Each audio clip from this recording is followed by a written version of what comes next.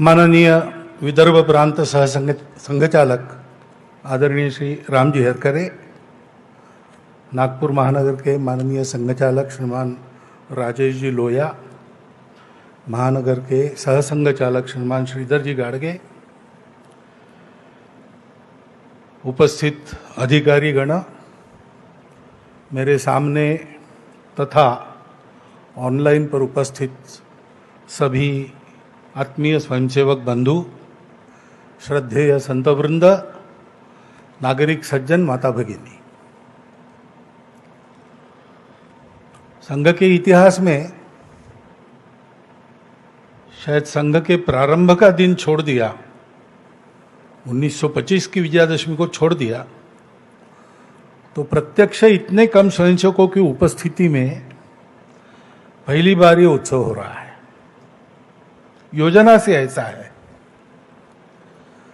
क्योंकि उत्सव का तो आनंद है, सर्वदूर है, विजयादशमी अपना विजय पर्व है, सारे समाज में आनंद है, लेकिन कोरोना के कारण बंधन भी है। उत्सव का हर्ष मन में रखते समय ही इस पूरे कोरोना की कालावधि में उस बीमारी के कारण अथवा इस विशिष्ट परिस्थिति में अन्य कारणों से भी जो बंधु विदा हो गए दुनिया से, उनके स्मरण का विषाद भी है। और इसलिए एक विचित्र परिस्थिति है, और उसका कारण हम सब जानते हैं, कोरोना की महामारी उसका कारण है। पिछले मार्च महीने के बाद लॉकडाउन शुरू हुआ, उसके बाद बहुत सारे विषय चर्चा में थे दुनिया के, देश के, लेकिन वो सारे दब गए और उनकी चर्चा का स्थान इस महामारी की चर्चा ने ले लिया। अपने देश में भी घटनाक्रम समाज की और माध्यमों की चर्चा की दृष्टि से या हमारे अपने चिंतन के लिए भी कोई कम रोचक नहीं रहा है। विजयादशमी के पहले ही 370 प्रभावहीन हो गया, संसद में उसकी पूरी प्रक्रिया हुई। बाद में विजयादशमी के बाद 9 नवंबर को सुप्रीम कोर्ट का असंदिग्ध निर्णय राम जन्मभूमि के बारे में आया और एक इतिहास बना। एक मत से निर्णय था, सारे देश ने स्वीकार किया और बहुत सुंदर वातावरण में समझदारी के साथ, संयम के साथ समाज ने उसको स्वीकार किया। हर्षोल्लास का होने के बाद भी संयम के साथ मनाया और बिल्कुल 5 अगस्त में और राम मंदिर निर्माण के आरंभ का जो पूजन हुआ उसमें भी, और हमने उस वातावरण के पवित्रता को, भव्यता को, उल्लास को भी देखा, साथ साथ इस संयम और समझदारी को भी देखा। बाद में फिर नागरिकता अधिनियम संशोधन कानून, वो संसद में, संसद की पूरी प्रक्रिया के बाद पास हुआ। अपने पड़ोसी देशों में 2-3 देश ऐसे हैं जहां पर सांप्रदायिक कारणों से उस देश के निवासियों को प्रताड़ित किया जाने का इतिहास है, और उन लोगों को जाने के लिए दूसरी जगह नहीं, वो भारत में आते हैं।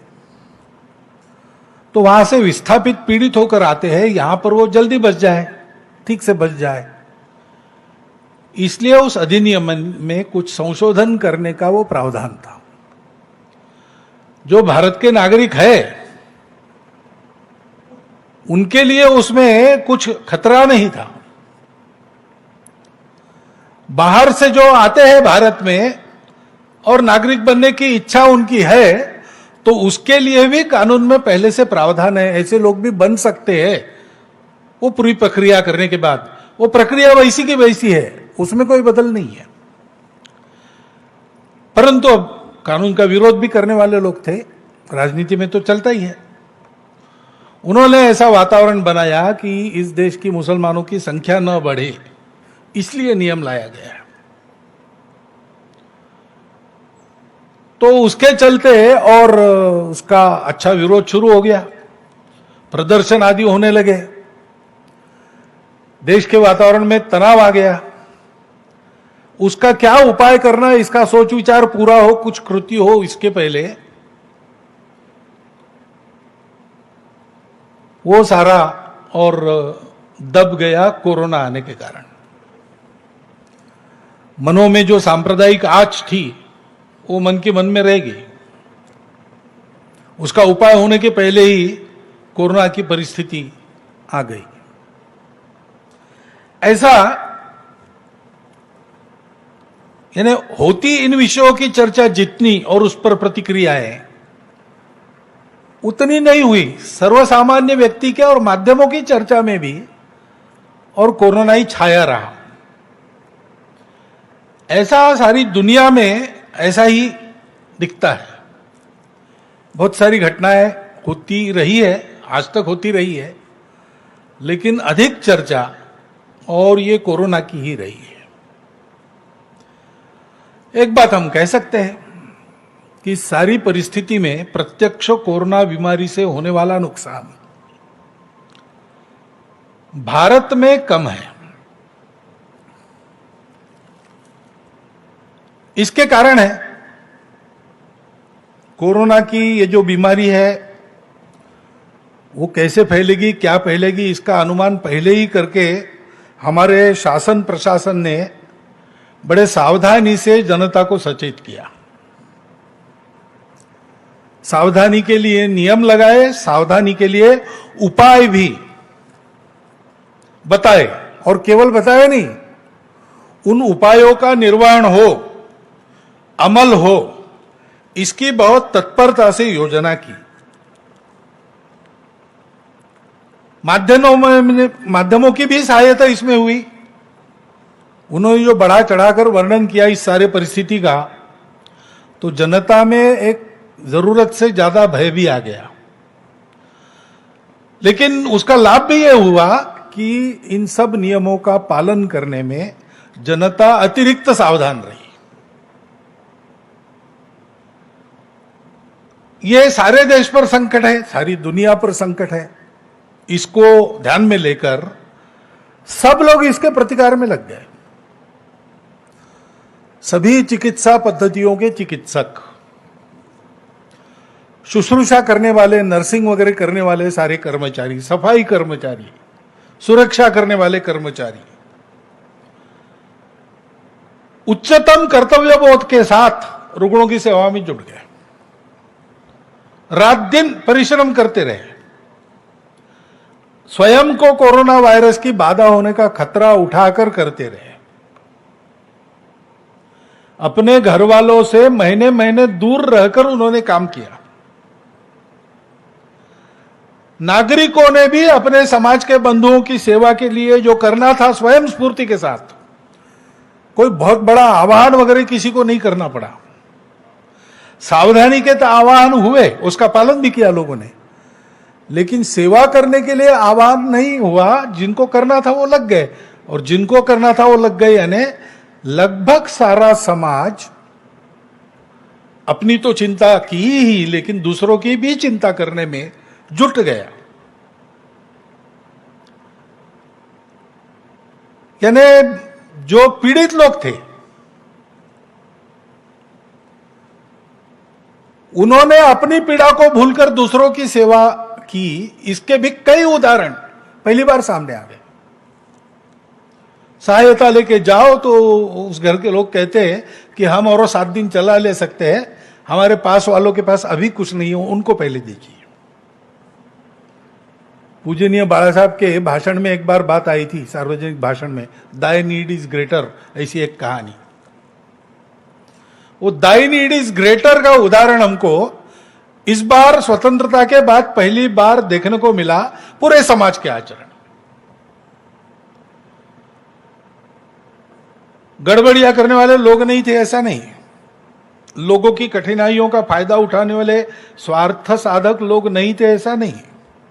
उसके कारण कठिनाई, नुकसान ये भी हुआ, लेकिन बड़ा चित्र तो शासन, प्रशासन, जनता, इनका परस्पर विश्वास, परस्पर सहयोग, स्वयं स्फूर्ति से मन में सेवा भाव लेकर जो बनता है समाज के लिए वो करना। मातृशक्ति भी लग गई, बिना कहे भोजन पकाकर और पहुंचाने लगी, मास्क बनाकर और मुफ्त में बांटने लगी। ऐसे कई उदाहरण मिलते हैं। हम देखते हैं कि स्वतंत्रता के बाद शायद इस प्रकार का अनुभव विशेषकर अपनी नई पीढ़ी ने ये पहली बार लिया होगा। अपने समाज की एक रसता का, सहज करुणा का, शील प्रवृत्ति का, संकट में परस्पर सहयोग का, इनको सबको सोशल कैपिटल ऐसा अंग्रेजी में कहते हैं। लेकिन हमारे देश में ये हमारा सहज और सांस्कृतिक धन है। हमारे परंपरागत कुछ रिवाज है, जीने का तरीका है, हमारी परंपरागत चिकित्सा पद्धतियां है आयुर्वेद जैसी, कुछ आदतें डाली है घरों के संस्कारों में। हर बार हम बाहर से आते, पैर धोकर अंदर जाते, हाथ धोकर किसी वस्तु को हाथ लगाते, ऐसी छोटी छोटी आदतें, ये सारा हमारा सांस्कृतिक संचित जो है उपकारक, वो हमारे परिचय में फिर से एक बार आ गया। हम भूल रहे थे इसको। और वो सब सहजशील है हमारा, करुणा के स्वभाव का, सेवा के स्वभाव का, वो बड़ा वेग से सारे समाज के हृदय से प्रकट हुआ और सारा समाज एक होकर सक्रिय हुआ। इस अनुभूति को हमने शायद पहली बार पाया है। सेवा में रत जिनके नाम सबको मालूम है, जिनके नाम किसी को मालूम नहीं, सेवा कर रहे अभी तक, आगे भी करेंगे, सेवा करते करते बलिदान हो गए, ऐसे सब अपने समाज के बंधु भगिनी, चिकित्सक, सब प्रकार के कर्मचारी, समाज के सभी वर्गों से आने वाले सेवा परायण घटक ये अभिनंदन के पात्र है। और जिन्होंने सेवा करते करते अपना बलिदान दिया, वो सारे हुतात्मा, उनके स्मरण में, उनकी पवित्र स्मृति में हम अपनी हार्दिक श्रद्धांजलि अर्पण करते हैं। परिस्थिति अभी पूरी गई नहीं, चल रही है, लेकिन चरण बदल गया है। महानगर संघ चालक जी के प्रास्ताविक में उल्लेख था। अब लोग जो गए थे वापस आने लगे हैं, रोजगार अपना बंद करके गए थे अपने अपने गांव, वापस आने लगे। बहुत अधिक प्रमाण वापस आने वालों का है, लेकिन आने के बाद उनको वहां रोजगार पे जो रोजगार है वो रोजगार सिखाने की व्यवस्था चाहिए। जो अपने गांव में ही रहने का निश्चय करके वहीं अभी टिके हैं या आसपास के छोटे शहरों में जाकर रोजगार ढूंढेंगे, उनके लिए भी रोजगार की समस्या है। रोजगार देना, रोजगार का प्रशिक्षण देना और रोजगार का सृजन करना, इस सेवा की आवश्यकता है। इतने दिन शिक्षा बंद रही, विद्यालय बंद रहे, फीस नहीं मिली, तो विद्यालय संचालकों के सामने फीस का पैसा न मिलने से स्कूल चलाने की समस्या है। शिक्षकों को वेतन कहां से देंगे, इसकी समस्या है। शिक्षकों का वेतन बंद रहा तो अब अभी भी पूरा वेतन देने की सबकी स्थिति नहीं है, तो अब घर कैसे चलाएं, इसकी समस्या उनके सामने है।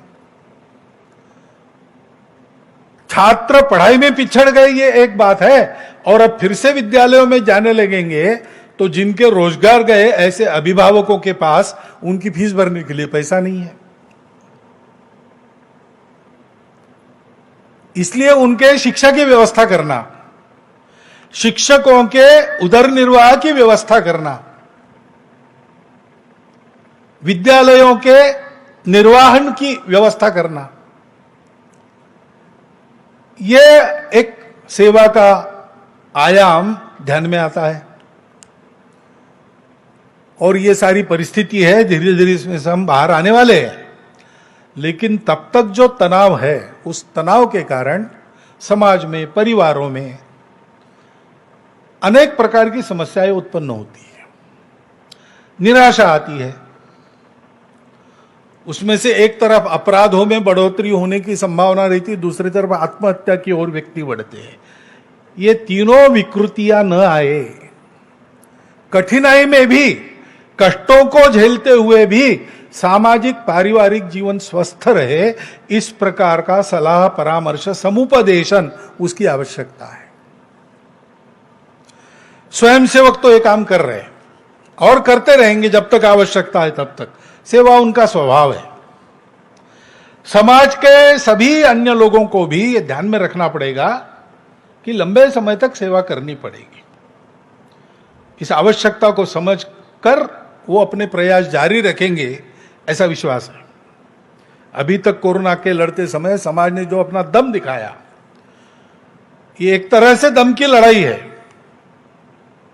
क्योंकि कोरोना के बारे में बहुत जानकारी नहीं है दुनिया में।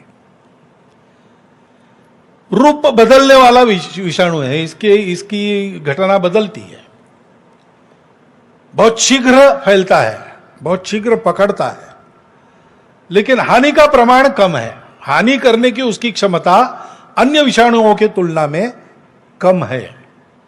इतना ही दुनिया में उसकी जानकारी है।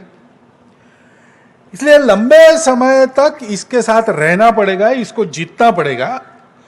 तो उस दम को कायम रखते हुए इस दम की लड़ाई में हम कोरोना को पराजित करेंगे, इस संकल्प के साथ वो सेवा जारी रखनी चाहिए। इस वातावरण के आर्थिक सामाजिक परिणामों से अपने बंधुओं का और स्वयं का बचाव करते रहना चाहिए। उसके लिए जो जो आवश्यक है वो सब करना चाहिए। कोरोना से डरने की आवश्यकता नहीं है, लेकिन सावधान रहना, दक्षताएं उनका पालन करना, इसकी आवश्यकता है। अब धीरे धीरे जीवन तो रुक नहीं सकता, बंद तो नहीं रह सकता, तो उसका खुलना प्रारंभ हो गया है। व्यवहार, सामाजिक व्यवहार, आर्थिक व्यवहार, ये सब शुरू हो रहे हैं और शुरू होने पड़ेंगे, रुकिए नहीं रह सकते। लेकिन ऐसा जब शुरू होता है तो कोरोना से बचने के सारे नियम अनुशासन और कोरोना से समाज को बचाने के लिए आवश्यक कर्तव्य, सेवा आदि, इसका निर्वाह हमको सतत करना पड़ेगा। ये दायित्व हम सभी का है। ये जो नया रूप समाज का हमने देखा, एकजुट खड़ा होकर, और जितना बड़ा संकट है उससे बड़ा रूप धारण किया समाज की सेवा ने, उसको जब हम देखते हैं तो कई और बातें ध्यान में आती हैं। अंतर्मुख होकर विचार हुआ, केवल अपने समाज में नहीं, सारे विश्व में ही ऐसा हुआ। सिंहावलोकन, आत्मावलोकन करने लगे लोग, और इसलिए एक शब्द बार बार सुनाई देता है आजकल, न्यू नॉर्मल, ऐसा कहते हैं। यानी क्या? किस परिस्थिति ने हमको कुछ अनुभव दिया। एक तो बात है कि कृत्रिम बातें जो हमारे जीवन में घुस गई थी, वो हमको जबरदस्ती बंद करनी पड़ी, और ये ध्यान में आया है उनके बंद होने से नुकसान कुछ नहीं, फायदा है।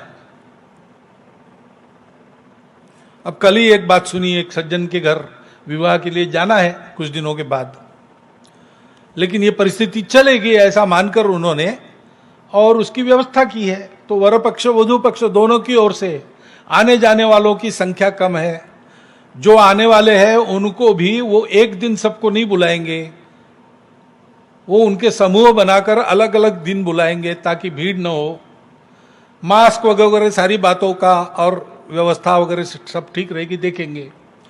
तो ये सब वो बता रहे थे कि आप आएंगे तब ऐसा देखेंगे।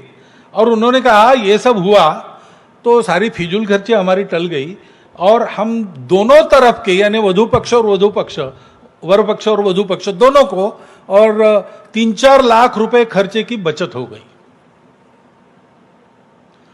तो ऐसी बातें तो हमारे ध्यान में आई। हम जिन बातों के बिना रह नहीं सकते थे, ऐसा हमको लगता था, उन बातों को छोड़कर हम रहे। आवश्यक क्या है, अनावश्यक क्या है, इसका आईना हमारे सामने खड़ा हो गया। नित्य क्या है, अनित्य क्या है, कृत्रिम क्या है, वास्तविक क्या है। वास्तविक बातें चलती रही, कम मात्रा में चली होगी, लेकिन चलती तो रही। ये सारा हमने देखा। उसका विवेक हमको एक तरह से फिर से मिलने के लिए आया, हमने उससे फिर से भेंट की। और ऐसा चलने के कारण हमने देखा कि 8-10 दिन के बाद ही हवा में हमको ताजगी का अनुभव हुआ। ये सर्वसामान्य प्रतिक्रिया है सारे देश में। नदियों नालों के पानी में हमने स्वच्छता देखी, क्योंकि जो बातें बंद हो गई उसके कारण वहां गंदगी छोड़ना भी बंद हो गया। हमने अनेक प्रकार के पक्षी अनेक वर्षों के पश्चात फिर से खिड़की के बाहर हरियाली पर बगीचे में देखे। ये आनंद हमको मिला, अनावश्यक हमने छोड़ दिया, और जो आवश्यक हमने इन बातों के चलते दूर किया था, इसको भयवश क्यों न हो, मजबूरीवश क्यों न हो, अपनाया तो उसका आनंद हमको मिला। सारे विश्व में ये अनुभव है। अपने जो सांस्कृतिक रीति रिवाज है उसका महत्व फिर से ध्यान में आ गया, स्वच्छता का महत्व ध्यान में आ गया। पुराने अपने और उपचार पद्धति में जो दवाइयां बताई है, हमारे आंगन के पेड़ पौधों का क्या उपयोग है, ये हमारे ध्यान में आ गया। और इसलिए अभी विचार शुरू हो गया है कि ये जो पुराना उपयोगी हमने गलती से छोड़ दिया था, अभी फिर से मिल गया है। देश काल सुसंगत रूप में उसका आचरण फिर से कैसा करे, उन बातों का महत्व, उन बातों की शाश्वतता हमारे ध्यान में आई है। हमारे सांस्कृतिक मूल्यों पर वापस आकर आचरण करना कितना उपयोगी है, यह हमारे ध्यान में आ गया है। कुटुंब व्यवस्था की महत्ता, पर्यावरण के साथ मित्र बनकर जीने का महत्व, ये दिखता है पूरे विश्व में। सोचने की दिशा में परिवर्तन आया है। अब ये परिवर्तन ऐसा ही आगे चलेगा कि परिस्थिति सामान्य होते ही फिर से पहले जैसा लोग व्यवहार करने पड़ेंगे, लगेंगे, ये तो देखने की बात है। लेकिन एक बार तो कोरोना की मार ने ऐसी कुछ सार्थक बातों की तरफ हमारा ध्यान खींचा है। और इसलिए हम देखते थे कि ग्लोबलाइजेशन, ग्लोबल मार्केट की बात हो रही थी। मनुष्य के जीवन को दिग्दर्शित बाजार करेंगे और इसलिए विश्व का एक बाजार होने से मानवता की एकता हो जाएगी, ऐसा चल रहा था। अब संवाद में अंतर आ गया। अब संवाद जो चलता है उसमें अपने अपने राष्ट्र को अच्छा करना और उस राष्ट्र की विशिष्टता को साथ लेकर उसको सुरक्षित रखकर अपने राष्ट्र के द्वारा विश्व के जीवन में सकारात्मक योगदान होना, इसी से मानव जीवन सुखी, संपन्न, शांति युक्त और समरसता युक्त बनेगा। ये बात सबके और ध्यान में आ गई है। और इसलिए हमको भी सोचना पड़ेगा। हमारे मूल्यों से, परंपराओं से, शाश्वत ज्ञान से फिर से भेंट हुई है, लेकिन इतने दिन हमने उनको नहीं अपनाया तो हम थोड़ा उनका स्वरूप, अर्थ आदि भूल गए हैं। हमको विचार करना पड़ेगा कि वास्तव में वो क्या है, तब हम उसको अपना सकेंगे, अपना और मानव जीवन का हित कर सकेंगे। जैसा मैंने कहा, जीवन तो नहीं थमा, कोरोना ने हमको रोक दिया, जीवन को तो नहीं रोक सकते। जीवन की अनेक बातें चलती रही। अब ये सारी कोरोना महामारी में चाइना का नाम आता है, वो पता नहीं क्या है, संदिग्ध नहीं, निसंदिग्ध कुछ नहीं, शंकाएं हैं, संदिग्धता है। लेकिन चीन ने इस कालावधि में अपने और सामरिक बल के गर्व में, अभिमान में हमारी सीमाओं का जो अतिक्रमण किया और जिस प्रकार व्यवहार किया, और कर रहा है, केवल हमारे साथ नहीं, सारी दुनिया के साथ, वो तो सारी दुनिया के सामने स्पष्ट है। इसके पहले भी आया है, उसका स्वभाव विस्तारवादी है, सब लोग जानते हैं। लेकिन इस बार जैसे एक साथ उसने ताइवान के साथ, वियतनाम के साथ, अमेरिका के साथ, जापान के साथ, भारत के साथ साथ ही एक साथ झगड़ा मोल लिया। कुछ उसके अपने कारण होंगे, लेकिन सबके ध्यान में फिर एक बार आ गया। लेकिन और एक अंतर ऐसा है कि इस बार भारत ने उसकी जो प्रतिक्रिया दी, उसके कारण वो सहम गया, धक्का मिला उसको एक, क्योंकि भारत तन के खड़ा हो गया। भारत की सेना ने अपने वीरता का परिचय दिया, भारत के नागरिकों ने अपने देशभक्ति का परिचय दिया। सामरिक और आर्थिक दोनों दृष्टि से वो ठिठक जाए इतना धक्का तो उसको मिला है। और उसके चलते दुनिया के बाकी देशों ने भी चीन को अब डांटना शुरू किया है, खड़ा होना उसके सामने शुरू किया है। और इसलिए हमको अधिक सजग रहने की आवश्यकता है, क्योंकि ये जो नहीं सोची थी उसने ऐसी परिस्थिति उसके सामने खड़ी हो गई, उसकी प्रतिक्रिया में वो क्या करेगा पता नहीं। और इसलिए इसका उपाय क्या है? सतत सावधानी, सजगता और तैयारी। सामरिक तैयारी में, आर्थिक अपनी स्थिति में, अंतर्राष्ट्रीय राजनय में, अपने संबंधों में और पड़ोसी देशों के साथ अपने संबंधों में हमको चाइना से शक्ति में, व्याप्ति में बड़ा होना पड़ेगा। दूसरा उपाय नहीं है, हमको ये करते रहना पड़ेगा। ऐसा करेंगे तो हम चाइना को रोक सकते हैं।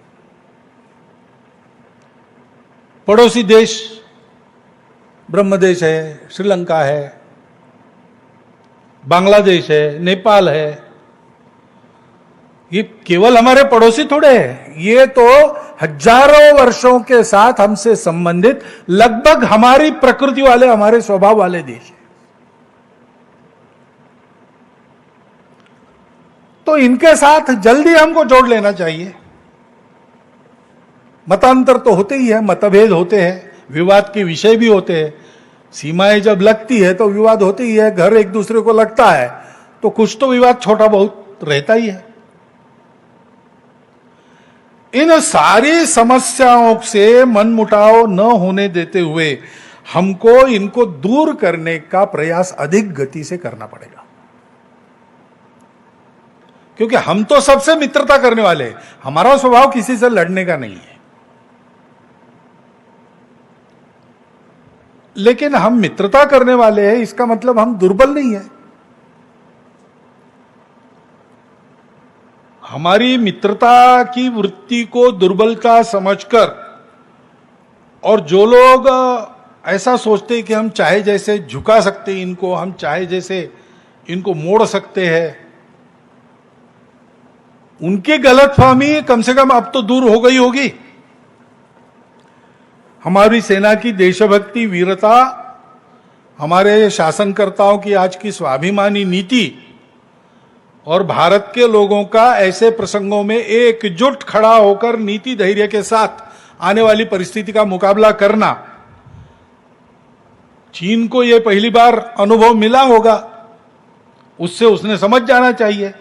ऐसा मानस जो मन में रखते उनको सबको समझना चाहिए कि इतने कच्चे हम नहीं है।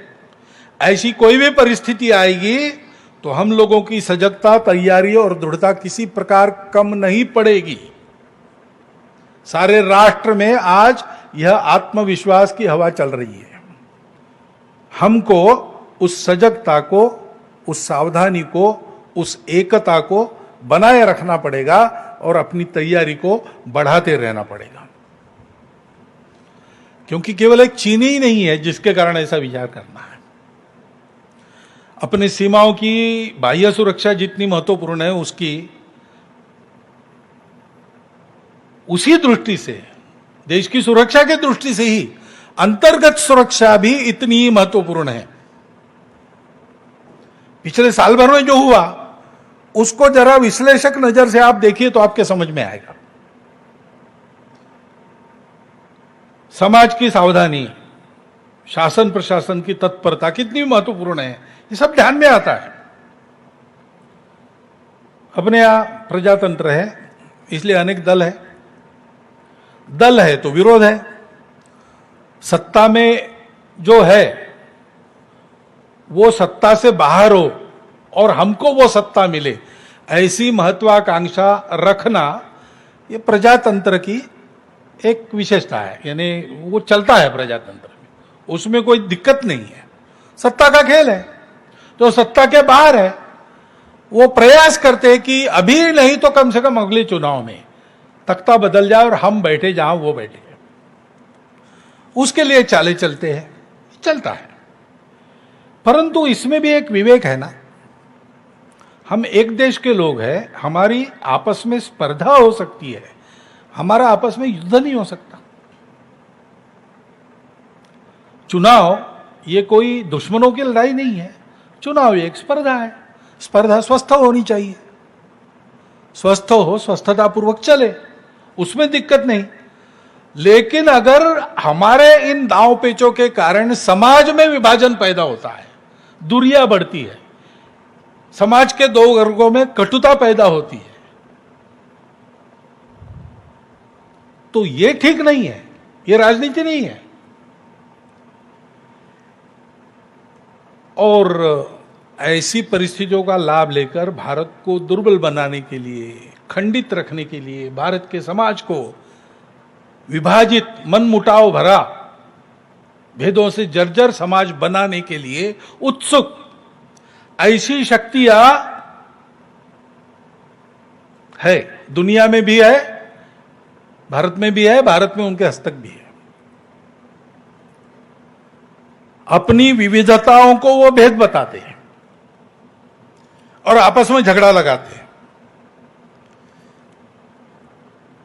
और ऐसी जो घटनाएं होती है उससे, इसलिए जो घटना हो ही नहीं। समाज में अत्याचार क्यों हो, विषमता का व्यवहार क्यों हो, ये होना ही नहीं चाहिए।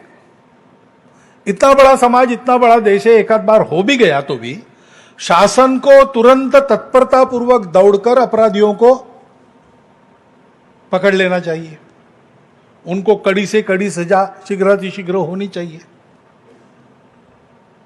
समाज का इसमें सहयोग होना चाहिए। हम लोगों की कृति, समाज की कृति इन घटनाओं की प्रतिक्रिया देते समय राष्ट्रीय एकात्मता का ध्यान व सम्मान रखकर समाज में विद्यमान सभी पंथ, प्रांत, जाति, भाषा आदि विविधताओं का सम्मान रखते हुए उस संविधान कानून की मर्यादा के अंदर ही अभिव्यक्त हो, यह अत्यंत आवश्यक है। अपने देश में ऐसे लोग हैं जो स्वांग रचते हैं, जिनकी निष्ठा इन बातों पर बिल्कुल नहीं है। वो संविधान के विरुद्ध कानून को ताक पर रखकर हिंसा करते हुए नजर आते हैं, भारत तेरे टुकड़े हो ऐसी घोषणा करते हैं, नजर आते हैं। लेकिन वो ऐसे प्रसंगों में अपने आप को संविधान, धर्मनिरपेक्षता आदि आदि के बड़े रखवाले बताकर और ये समाज को तोड़ने की कार्रवाई करते रहते हैं, समाज को उल्टी पट्टी पढ़ाते हैं। अपने देश का संविधान प्रदत्त करते समय डॉक्टर बाबा साहब आम्बेडकर के जो दो भाषण हुए, उसमें उन्होंने जिन तरीकों को ग्रामर ऑफ अनार्की कहा है, अराजकता का व्याकरण कहा है, ऐसी बातें सिखाने वाले ये लोग हैं। और ये लोग देश और समाज को तोड़कर दुर्बल रखने का उद्योग करते हैं उनके अपने निहित स्वार्थों के लिए। उनसे बचना समाज को सीखना पड़ेगा। वो भ्रम फैलाते, ऐसा भ्रम संघ के बारे में फैलाने का उनका पूर्वापार उद्योग चला है। आजकल वो अप्रभावी है, ये बात अलग है, लेकिन जान लेना चाहिए, जैसे संघ के बारे में भी जान लेना चाहिए। हम हिंदू शब्द का उपयोग करते हैं, हिंदुस्तान हिंदू राष्ट्र ऐसा कहते हैं। इसको लेकर भ्रम पैदा करने वाले लोग हैं, इसलिए जानना चाहिए। हिंदुत्व एक ऐसा शब्द है जिसके अर्थ को पूजा से जोड़कर संकुचित किया गया है, लेकिन संघ की भाषा में उस केवल पूजा खान पान तक मर्यादित संकुचित अर्थ में उसका प्रयोग नहीं होता। वास्तविकता में और हमारी मान्यता में वह शब्द अपने देश की पहचान को अध्यात्म आधारित उसकी परंपरा के सनातन सातत्य तथा समस्त मूल्य संपदा के साथ अभिव्यक्ति देने वाला एकमात्र शब्द है। इसलिए संघ मानता है कि यह जो शब्द है हिंदू, भारतवर्ष को अपना मानने वाले, उसके संस्कृति के वैश्विक और सार्वकालिक मूल्यों को आचरण में उतारना चाहने वाले तथा यशस्वी रूप में ऐसा करके दिखाने वाली उसकी पूर्वज परंपरा का गौरव मन में रखने वाले सभी 130 करोड़ समाज के बंधुओं को लागू होता है। हम ऐसा मानते हैं। उस शब्द के विस्मरण से हमको एकात्मता के सूत्र में पिरोकर देश व समाज से बांधने वाला बंधन ढीला होता है। हिंदू भाव को जब जब भूले आई विपद महान, भाई टूटे धरती खोई मिटे धर्म संस्थान। ये इतिहास है अपने देश का। और इसलिए हम देखते हैं कि जो इस समाज को तोड़ना चाहते हैं वो इस शब्द के टीका टिप्पणी से ही शुरू करते हैं। हम हिंदू नहीं है, इस बात को पहले फैलाते हैं। हमारी जो छोटी पहचाने हैं, हमारा देश विविधता से युक्त देश है, तो अनेक जाति पंथ प्रांत भाषा हमारी ही है। एक ही हमारे बड़ी पहचान की अभिव्यक्ति के रूप में ये सारे आए हैं। पहले से यहां पर थे, कुछ बाहर से आ गए, वो भी इसका हिस्सा बन गए। ये सारी हमारी छोटी पहचाने, हमारी विविधता है। हिंदू विचार में ऐसी सब विश्व भर की विविधताओं का स्वीकार और सम्मान है, पूर्ण स्वीकार है, पूर्ण सम्मान है। परंतु इन विविधताओं को वो लोग बताते कि आप लोग केवल विविध प्रकार के लोग नहीं हो, आप लोग अलग अलग प्रकार के लोग हो। डाइवर्सिटी को वो सेपरेटनेस बताते हैं, क्योंकि बीइंग डिफरेंट का अधिकार उनके पास नहीं है। हम बीइंग डिफरेंट को मानने वाले लोग हैं, लेकिन वो डिफरेंस को सेपरेटनेस बताते हैं। हाथ की उंगलियां अलग होती है, एक उंगली दूसरी जैसी नहीं होती, हाथ पैर जैसा नहीं होता, चेहरा पीठ जैसा नहीं होता, लेकिन एक ही शरीर का अंग है। इस अलग अलग रूप को वो लोग अलगाव का मूल बनाते हैं, उल्टी पट्टी पढ़ाकर, और समाज में झगड़ा उत्पन्न करते हैं। वास्तविक में हम देखते हैं कि हिंदू ये किसी पंथ संप्रदाय का नाम नहीं है, किसी एक प्रांत का उपजाया अपना शब्द नहीं है, किसी एक जाति की बपौती नहीं है, किसी एक भाषा का पुरस्कार करने वाला शब्द नहीं है। इन सब विशिष्ट पहचानों को कायम स्वीकृत व सम्मानित रखते हुए भारत भक्ति के तथा मनुष्यता की संस्कृति के विशाल प्रांगण में सबको बसाने वाला, सबको जोड़ने वाला शब्द है। इस शब्द पर किसी को आपत्ति हो सकती है। आशय अगर समान है मन में, तो दूसरे शब्द का उपयोग करने पर हमको कोई आपत्ति नहीं। परंतु इस देश के एकात्मता के व सुरक्षा के हित में इस हिंदू शब्द को आग्रह पूर्वक अपनाकर उसके स्थानीय से लेकर तो वैश्विक तक, हिंदू शब्द अपना स्थानीय शब्द भी है, वो हम सबको, भारत के लोगों को लागू होता है, लेकिन हिंदू शब्द ऐसा है जिसमें विश्व मानवता का भी अंतर्भाव हो सकता है। और इसलिए इन सब अर्थों को मन में, कल्पना में रखकर संघ चलता है। और इसलिए जब हम कहते हैं कि हिंदुस्तान हिंदू राष्ट्र है, तो इसके पीछे हमारी कोई राजनीतिक संकल्पना नहीं है, सत्ता केंद्रित संकल्पना नहीं है कि केवल हिंदू जो अपने आप को कहता है या दुनिया जिसको हिंदू मानती है उसी का रहेगा, बाकी सब बाहर, ऐसा नहीं है। अपने राष्ट्र का स्व हिंदुत्व है। हम हिंदू है यानी क्या है? यह एकमात्र बात है सारे विश्व की विविधताओं का पूर्ण स्वीकार और सम्मान। समस्त राष्ट्र जीवन के सामाजिक, सांस्कृतिक, इसके लिए उसके समस्त क्रियाकलापों को दिग्दर्शित करने वाले मूल्यों का व उनकी व्यक्तिगत, पारिवारिक, व्यावसायिक और सामाजिक जीवन में अभिव्यक्ति का नाम हिंदू इस शब्द से निर्देशित होता है। मातृवत परदारेषु परद्रव्येषु लोष्टवत आत्मवत सर्वभूतेषु यह पश्यति स पंडिता। ये कहाँ की मान्यता है? ये भारत की मान्यता है। भारत के सब पंथ संप्रदायों की, भारत के सब जाति वर्गों की, भारत के सब भारतीय भाषा भाषिकों की यही मान्यता है। और भारत के बाहर के संप्रदाय भाषा को लेकर यहां रहने वाले लोगों में भी, क्योंकि वो भारतीय पूर्वजों के वंशज है, ये बात उतरी है, उनको पहचानना चाहिए।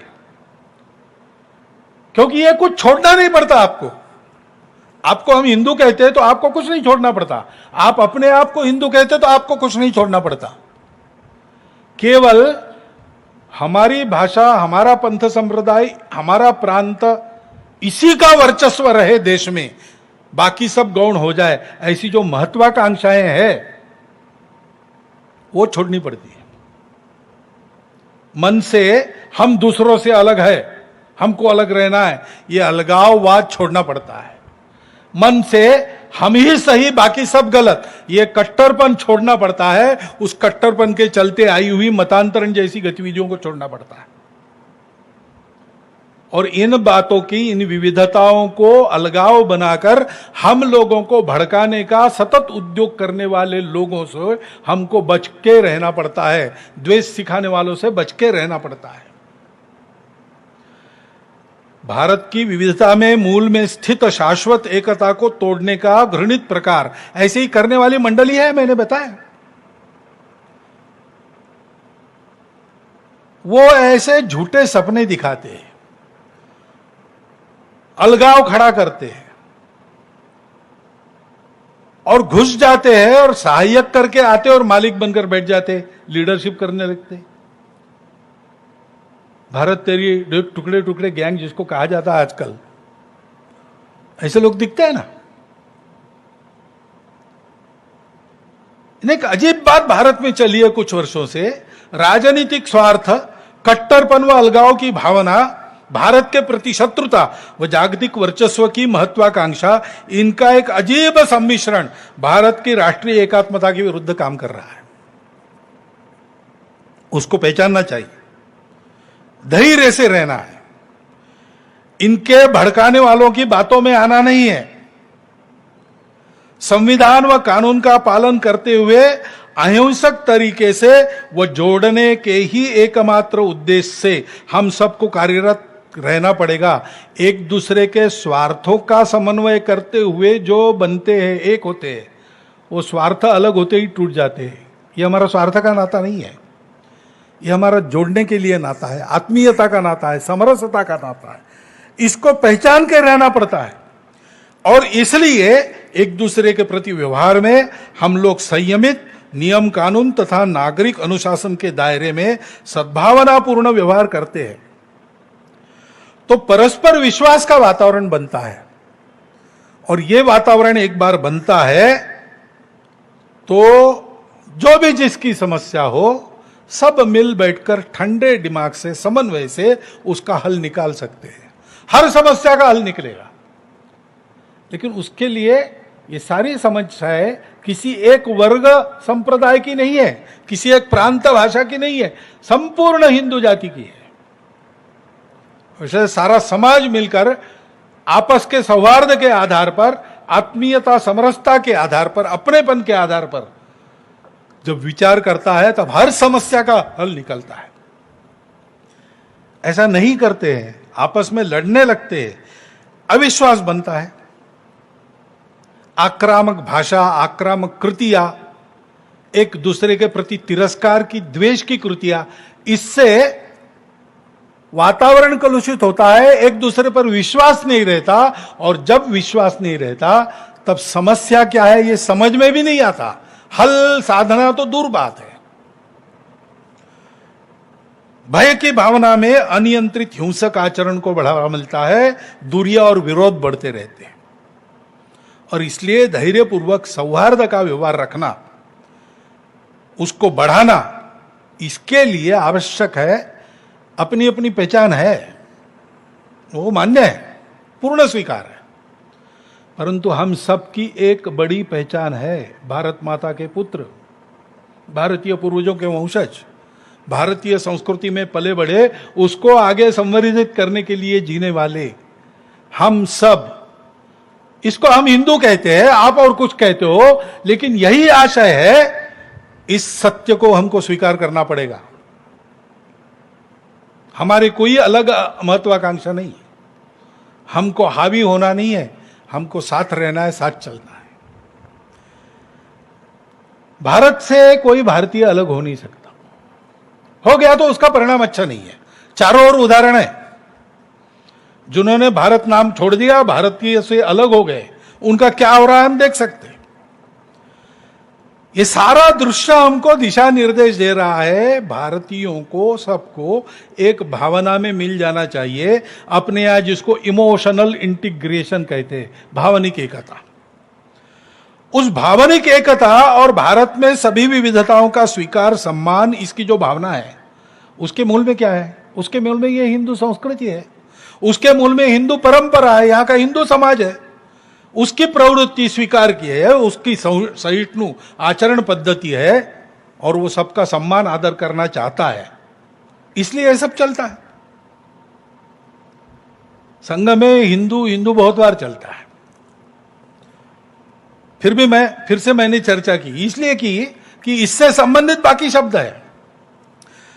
स्वदेशी, आजकल अब ये कोरोना की परिस्थिति में स्वदेशी का महत्व सबके ध्यान में आ गया। तो स्वदेशी में स्व क्या है? देशी तो नीति है, लेकिन उस नीति के मूल में जो स्व क्या है? वो स्व यही हिंदुत्व है। स्वामी विवेकानंद ने शिकागो में जाकर और संपूर्ण विश्व को बंधुभाव और स्वीकार्यता की नजर से देखकर, एक कुटुंब के रूप में मानकर और सहिष्णुता की घोषणा की, संकुचित मतभेदों की मृत्यु घंटा, ऐसा अपने भाषण में कहा। वो जो विवेकानंद ने वर्णन किया है उनके उस 3 मिनट के भाषण में, वही यही हिंदुत्व है, वही हमारा स्व है। श्री रविंद्रनाथ ठाकुर महाकवि, उन्होंने स्वदेशी समाज ऐसा एक लिखा है। उस स्वदेशी समाज में भारत के नवोत्थान की कल्पना उन्होंने जिस आधार पर की, उसको बिल्कुल साफ साफ हिंदू शब्द का उपयोग करते हुए उन्हें रखा है, वही है। योगी अरविंद ने उत्तर पारा में कहा था, वही यह हिंदू है। 1857 के बाद खूब विचार मंथन करके अपने देश को स्वतंत्र करने के लिए, विकसित करने के लिए, आधुनिक रूप में सजाने के लिए जो आत्ममंथन चला, सक्रियता चली लोगों की, उनका चिंतन हुआ, उस सारे चिंतन का सार अपने संविधान के प्रस्तावना में है। वही हमारी आत्मा है, वही हिंदुत्व है, उसमें भी इसी की घोषणा होती है। उसके आधार पर देश के बौद्धिक विचार मंथन की दिशा होनी चाहिए। उसके द्वारा किए जाने वाले सारासार विवेक, कर्तव्य अकर्तव्य के विवेक निकष उसके ही आधार पर निश्चित होने चाहिए। हमारे राष्ट्रीय मानस की आकांक्षा, अपेक्षा और दिशा उसी के प्रकाश में साकार होनी चाहिए। हमारे पुरुषार्थ के भौतिक जगत में किए जाने वाले उद्यम, उसके गंतव्य, हमको क्या चाहिए और उसके प्रत्यक्ष परिणाम उसी आत्मा के अनुरूप होने चाहिए। तब और तभी भारत को स्वदेशी युक्त स्वनिर्भर कहा जाएगा। उत्पादन का स्थान भारत में हो, ठीक है, उत्पादन में लगने वाले हाथ भारत के हो, यह भी ठीक है, उत्पादन के विनिमय से मिलने वाले आर्थिक लाभ भारत में ही रहने चाहिए। परंतु इससे केवल नहीं होता, उत्पादन करने के पीछे जो विचार है, ये सारा पुरुषार्थ करने के पीछे जो विचार है, वो स्व आधारित होना चाहिए। विनोबा जी ने इसीलिए कहा कि स्वदेशी यानी क्या? स्वावलंबन तो हम सब समझते हैं, उसका उन्होंने उपयोग किया, स्वदेशी यानी स्वावलंबन, लेकिन दूसरा शब्द उपयोग किया अहिंसा। ये कहां से आ गया भाई? स्वदेशी में अहिंसा कहां से आ गई? क्योंकि वो भारत की सनातन आत्मा का जीवन का मूल्य है। सत्य, अहिंसा, अस्त्य, अपरिग्रह, ब्रह्मचर्य। दत्तोपंत जी ठेंगड़ी ने कहा कि स्वदेशी केवल सामान और सेवा तक सीमित नहीं है, उसका अर्थ राष्ट्रीय आत्मनिर्भरता हम समझ सकते हैं, राष्ट्रीय संप्रभुता ये भी हम समझते हैं। लेकिन आगे उन्होंने बात कही, बराबरी के आधार पर अंतरराष्ट्रीय सहयोग की स्थिति। अंतरराष्ट्रीय व्यापार में लेन देन को उन्होंने ना नहीं कहा है। हम ऐसे बने इसलिए बराबरी से बात करके अपनी शर्तों के आधार पर हम कंपनियों को बुलाते हैं। हमारे लिए अपरिचित कोई टेक्निक है वो लाने के लिए हम कुछ सहूलियत देते हैं, उसकी मनाही नहीं है। लेकिन भारत की दूसरी विशेषता है, वो सहचिंतन में विशेष विश्वास करता है। तो ये निर्णय सारे सहमति बनकर होने चाहिए। स्व का अवलंबन तो अभिप्रेत है। हमारी दृष्टि के आधार पर हम अपने गंतव्य को और गंतव्य तक जाने के रास्ते को निर्देशित करते हैं। उसी दौड़ में शामिल होकर जिसमें दुनिया भाग रही है उसमें हम जीत जाते हैं तो पराक्रम तो निश्चित है, लेकिन उसमें स्व नहीं है। यानी इतनी सारी चीनी मिलें अपनी चलती है तो बहुत सारा अल्कोहल बना के हम शराब के नंबर 1 एक्सपोर्टर बन गए तो एक्सपोर्ट का लाभ तो हमको मिलेगा और नंबर 1 तो हम हो जाएंगे। लेकिन शराब बनाना अपने मूल्य पद्धति में बैठता है क्या?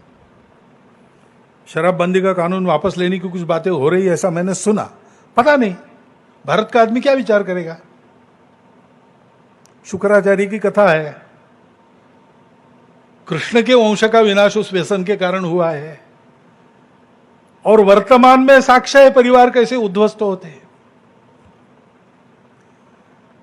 तो इसलिए आप कितना कमाते हो इससे भी ज्यादा महत्वपूर्ण स्व में बात है, कैसा कमाते हो, आपका विचार क्या है, आपकी दिशा क्या है।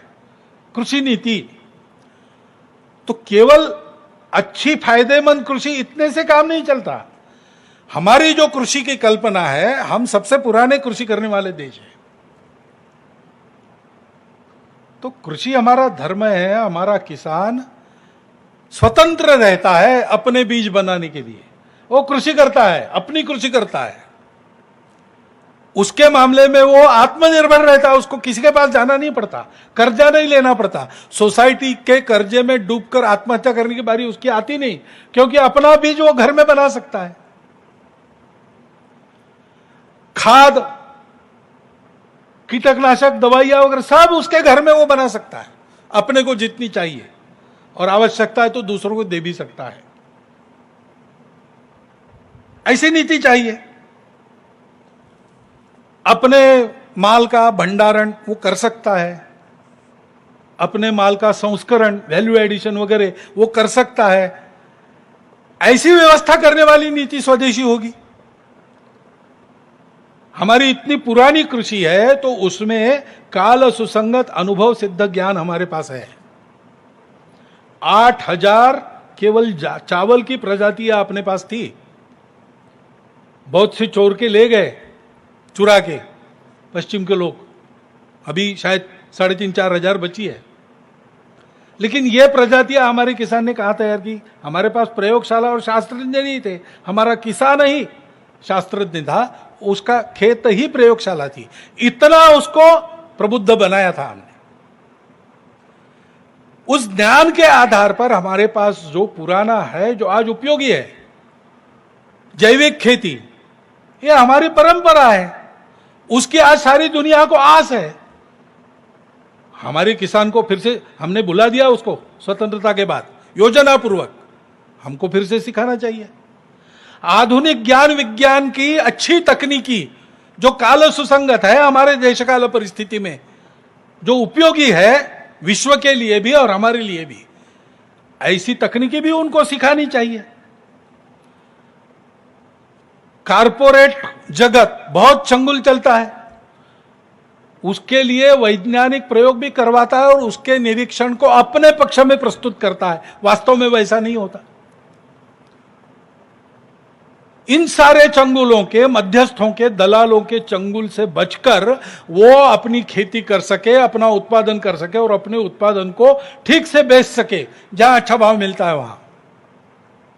ऐसी जब नीति होती है तो वो स्वदेशी कृषि नीति है।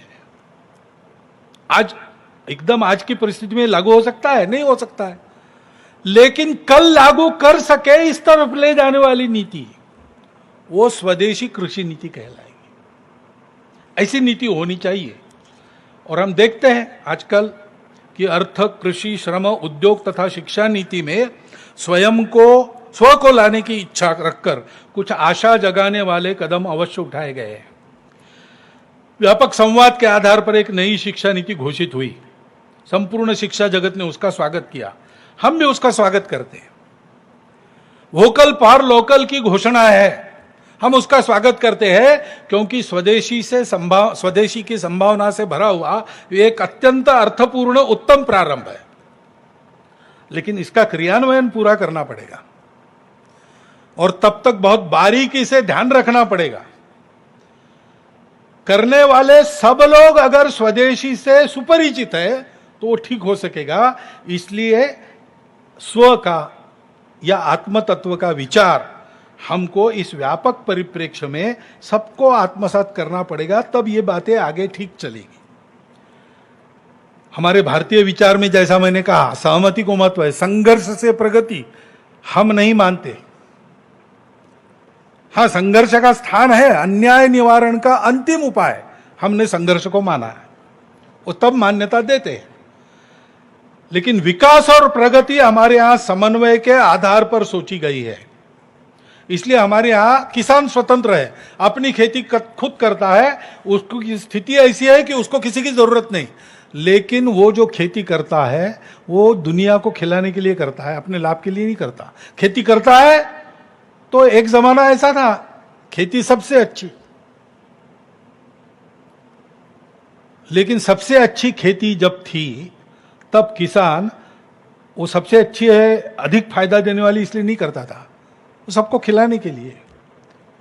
खेती करना हमारा धर्म है इसलिए करता था, समाज की धारणा करने के लिए करता था, क्योंकि ये मन की आत्मीयता, सबके प्रति आत्मीयता की भावना के आधार पर एक ही राष्ट्र पुरुष के अंग के रूप में परस्पर निर्भरता से चलने वाली व्यवस्था बनाकर वो चलता था। सभी का लाभ, सभी का सुख ये साधता था। ये जो आत्मीयता और विश्वास की भावना है वो नीति बनाते समय जैसे शिक्षा नीति में हुआ, सभी संबंधित पक्षों और व्यक्तियों से व्यापक विचार विनिमय होकर परस्पर सकारात्मक मंथन, उससे सहमति बनती है, उससे निकलती है। सबके साथ संवाद, उसमें से सहमत, उसका परिणाम सहयोग। इस प्रक्रिया के कारण विश्वास, अपने आत्मीय जनों में, समाज में यश, श्रेय आदि प्राप्त करने की यही प्रक्रिया बताई है ना। समानो मंत्र समिति समानी समानम मनः सह चित्तमेषाम समानम मंत्रम अभिमंत्रये वह समाने नवो हविषा जुहोमि। हम लोगों का सौभाग्य है कि आज के राजनीतिक नेतृत्व के से हम इन अपेक्षाओं को कर सकते हैं। समाज और शासन के बीच एक और स्तर है प्रशासन का, वो पर्याप्त संवेदनशील और पारदर्शी होना चाहिए, तब यह कार्य अधिक अच्छी तरह संपन्न होगा। क्योंकि सहमति के आधार पर किए गए निर्णय बिना परिवर्तन के तत्परतापूर्वक जब लागू होते हैं तब वह समन्वय और सहमति का वातावरण और मजबूत होता है। घोषित नीतियों का क्रियान्वयन आखिरी स्तर तक हो रहा है कि नहीं, कैसे हो रहा है, ये देखने की आवश्यकता हमेशा रहती है।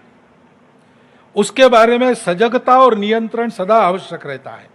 नीति निर्माण के साथ साथ उसके क्रियान्वयन में भी तत्परता व पारदर्शिता रहने से नीति में अपेक्षित परिवर्तन के लाभों को पूर्ण मात्रा में पा सकते हैं। सभी विचारवान लोगों का ध्यान अपने देश की आर्थिक दृष्टि में कृषि उत्पादन को विकेंद्रित करने वाले छोटे और मध्यम उद्योग, रोजगार सृजन, स्वरोजगार, पर्यावरण मित्रता तथा उत्पादन के सभी क्षेत्रों में शीघ्र स्वनिर्भर होने की आवश्यकता की तरफ आकर्षित हुआ है।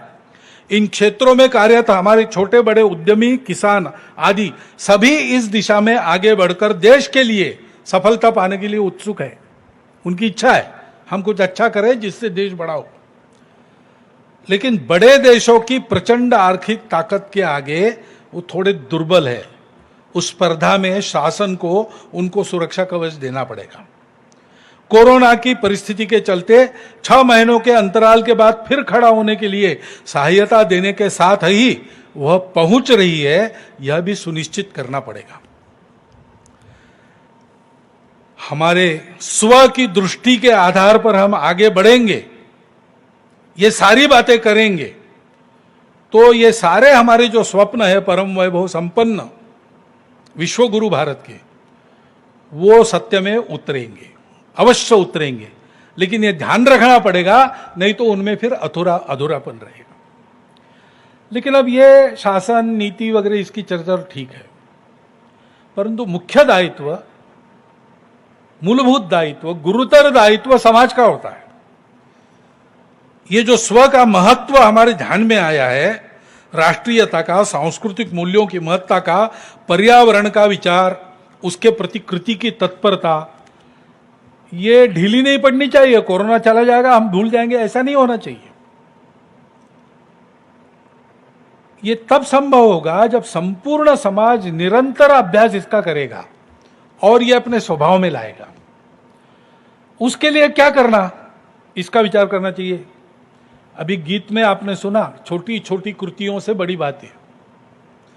हम अपने छोटे छोटे आचरण की बातों में परिवर्तन लाने का क्रम बनाते हैं। नित्य इन सब विषयों के प्रबोधन के उपक्रम चलाकर हम अपने आदत के इस परिवर्तन को कायम रखकर आगे बढ़ा सकते हैं। प्रत्येक परिवार, कुटुंब इसकी इकाई बन सकता है। हमको अब कुटुंब प्रबोधन पर सबको ध्यान, अपने कुटुंब के प्रबोधन पर ध्यान देना चाहिए, और जिनको बनता है वो और कुटुंबों को भी इसमें शामिल करें। लेकिन अपने कुटुंब से प्रारंभ करना, जैसा मैंने पहले भी कहा था एक बार, कि एक दिन आनंद के साथ घर में आकर श्रद्धा के अनुसार भजन और इच्छा के अनुसार भोजन आनंद से करना, सब ने एकत्र आकर, जितने भी वहां परिवार के लोग रहते हैं, और उसके बाद बैठकर 2-3 घंटा गपशप करना, चर्चा करना। उस चर्चा में से जो फलित निकलता है, कुछ करने की बातें निकलती है, उनको अगले हफ्ते तक लागू करना। अगले हफ्ते में और चर्चा और संकल्प, ऐसा आगे बढ़ते हैं तो ये बातें लागू होती। क्योंकि बातें तो हैं, पुराने समय से चलती आ रही, कुछ बातें तो प्रयोग से हमको ध्यान में आई, उपकारक है, लेकिन सभी बातें ऐसी होंगी ऐसा नहीं। और बिना परीक्षा के कुछ भी स्वीकार नहीं करना। कोई बात नहीं है इसलिए भी अच्छी नहीं है, और पुरानी है इसलिए भी अच्छी नहीं है। बात का उपकारक होना, उपयुक्त होना नएपन पुरानेपन पर निर्भर नहीं करता। और इसलिए कहते हैं संतः परीक्षान्यतरत भजन्ते मूढ़ पर प्रत्ययनीय बुद्धि। परीक्षा करके बातों का स्वीकार होना चाहिए। अगर परीक्षा करनी है तो परिवार में उसकी अनौपचारिक चर्चा होनी आवश्यक है, क्योंकि चर्चा से ही बातें सब पहलुओं के ध्यान में आती है। निर्णय देंगे तो हो सकता है गलती हो जाए, लेकिन सब लोग मिलकर पूरी उसकी छानबीन करते हैं, सब दृष्टियों से देखते हैं, और उसके बाद अगर स्वीकार करते हैं तो गलत होने की संभावना बिल्कुल नहीं रहती। और नई पीढ़ी को चर्चा करके अगर आप बताएंगे तो मन से स्वीकार करेंगे। आदेश देंगे तो जब तक मजबूरी है तब तक करती रहेगी। और इसलिए जैसे हम संघ के स्वयंसेवकों को कहते हैं कि कुटुंब बैठक करो, अभी शाखाएं शुरू हो रही है, लेकिन कुटुंब बैठक छोड़ो मत, अपने कुटुंब में संघ की चर्चा करते रहो, ताकि नई पीढ़ी संघ की भी परीक्षा करके उसको स्वीकार करेगी, तो मन से स्वीकार करेगी। ऐसा अनौपचारिक चर्चा होने से किसी उपयुक्त वस्तु को स्वीकारने का या अनुपयुक्त व्यक्ति को वस्तु को छोड़ने का मन बनता है, तो स्वेच्छा से स्वीकार होता है। छोटे छोटे विषय, अपने घर का रखरखाव, अपने घर की साज सज्जा, अपने कुटुंब की गौरव परंपरा, अपने कुटुंब में काल सुसंगत क्या रीति रिवाज चलते आए हैं, अपनी कुल रीति क्या है, इसकी चर्चा कर सकते हैं। पर्यावरण का विषय, अपने घर में पानी का बचाकर उपयोग हो, अपने हाथ की बात है। अपने घर में कम से कम सिंगल यूज प्लास्टिक बिल्कुल न रहे, हम कर सकते हैं। अपने घर में जगह नहीं है तो गमलों में फूल सब्जी पौधे कुछ उगाओ, आंगन है तो हरियाली सब्जी का बगीचा, यहां से लेकर तो और वृक्षारोपण के उपक्रम कार्यक्रम तक कृति में शामिल होना। क्योंकि ये अभी महानगर संघ चालक जी ने कहा कि रोज का समय, रोज का धन और रोज का श्रम अपने लिए तो लगता है, परिवार के लिए तो लगता है, समाज के लिए कितना लगता है। परिवार में चर्चा हो, सब लोग अपना संकल्प करें। ऐसे कार्यक्रमों में, प्रबोधन के उपक्रमों में जाना, इसकी आवश्यकता है। रक्तदान है, नेत्रदान है, वृक्षारोपण है, जल संधारण है, अनेक प्रकार की सेवाएं, कितनी ही बातें समाज में हम कर सकते हैं, उसकी चर्चा होनी चाहिए। सारा समाज हमारा है तो सारे समाज में हमारे मित्र है कि समाज के एक विशिष्ट वर्ग में है। हम लोगों का जिनके घर में जाना आना होता है परिवारों में, वो केवल एक वर्ग के हैं, केवल विशिष्ट वर्गों के हैं, कि संपूर्ण समाज के सभी वर्गों में हमारे मित्र हैं। हम उनके घर जाते कुटुंब सहित, वो हमारे घर आते कुटुंब सहित। ये कैसे हो सकता है? सामाजिक समरसता के प्रारंभ की दृष्टि से सबसे महत्वपूर्ण बात है, भाषण बहुत होते हैं, छोटी कृतियों से प्रारंभ करके परिवर्तन आता है। उस परिवर्तन को लाने के लिए ऐसा योगदान अपना कुटुंब दे सकता है। ऐसे छोटे छोटे उपक्रमों के द्वारा व्यक्तिगत जीवन में सद्भाव, शुचिता, संयम, अनुशासन सहित मूल्याधारित आचरण का विकास कर सकते हैं। उसके परिणाम स्वरूप हमारा सामूहिक व्यवहार भी नागरिक अनुशासन का पालन करते हुए परस्पर सौहार्द बढ़ाने वाला व्यवहार हो जाता है। प्रबोधन के द्वारा समाज के सामान्य घटकों का मन अपनी अंतर्निहित एकात्मता का आधार स्वर हिंदुत्व को बनाकर चले तथा देश के लिए पुरुषार्थ में अपने राष्ट्रीय स्वरूप का आत्मभान, सभी समाज घटकों की आत्मीयतावश परस्पर निर्भरता, हमारी सामूहिक शक्ति सब कुछ कर सकती है, यह आत्मविश्वास, हमारे मूल्यों के आधार पर विकास यात्रा के गंतव्य की स्पष्ट कल्पना जागृत रहती है तो निकट भविष्य में ही भारतवर्ष को संपूर्ण दुनिया की सुख शांति का युगानुकूल पथ प्रशस्त करते हुए बंधुभाव के आधार पर मनुष्य मात्र को वास्तविक स्वतंत्रता व समता प्रदान करने वाला भारतवर्ष इस नाते खड़ा होता हुआ हम देखेंगे। ऐसे व्यक्ति व कुटुंबों के आचरण से संपूर्ण देश में बंधुता, पुरुषार्थ तथा न्याय नीति पूर्ण व्यवहार का वातावरण चतुर्दिक खड़ा करना पड़ेगा। यह प्रत्यक्ष में लाने वाला कार्यकर्ताओं का देशव्यापी समूह खड़ा करने के लिए ही 1925 से राष्ट्रीय स्वयंसेवक संघ कार्य कर रहा है, क्योंकि इस प्रकार की संगठित स्थिति ही समाज की सहज, स्वाभाविक व स्वस्थ अवस्था है। शतकों के आक्रमणग्रस्तता के अंधकार से मुक्त हुए अपने इस स्वतंत्र राष्ट्र के नवोदय की पूर्व शर्त यह समाज की संगठित अवस्था है। इसी को खड़ा करने के लिए हमारे महापुरुषों ने प्रयत्न किए। स्वतंत्रता के पश्चात इस गंतव्य को ध्यान में लेकर ही उसको युगानुकूल भाषा में परिभाषित कर उसके व्यवहार के नियम बताने वाला संविधान हमें मिला है। उसको यशस्वी करने के लिए पूरे समाज में यह स्पष्ट दृष्टि, परस्पर समरसता, एकात्मता की भावना तथा देश हित को सर्वोपरि मानकर किया जाने वाला व्यवहार इस संघ कार्य से ही खड़ा होता है। इस पवित्र कार्य में प्रामाणिकता से, निस्वार्थ बुद्धि से व तन मन धन पूर्वक देश भर में लक्षावधि स्वयंसेवक इस अभियान के इसका काम कर रहे। आपको भी, सभी नागरिक सज्जन माता भगिनियों को विनंती, आपको भी उनके सहयोगी कार्यकर्ता बनाकर देश के नवोत्थान के इस अभियान के रथ में हाथ लगाने का आह्वान करता हुआ मैं अपने शब्दों को विराम देता हूं। प्रश्न बहुत से, उत्तर एक, कदम मिलाकर बढ़े अनेक, वैभव के उत्तुंग शिखर पर सभी दिशा से चढ़े अनेक। भारत माता की जय।